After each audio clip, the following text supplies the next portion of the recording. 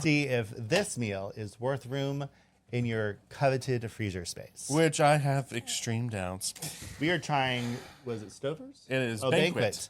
Banquet's Swedish Meatballs. And it's made with real sour cream, which is a real comfort.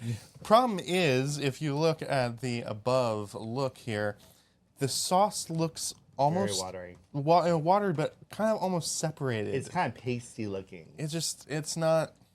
This is what Swedish meatballs look like, but it's not very appetizing to me.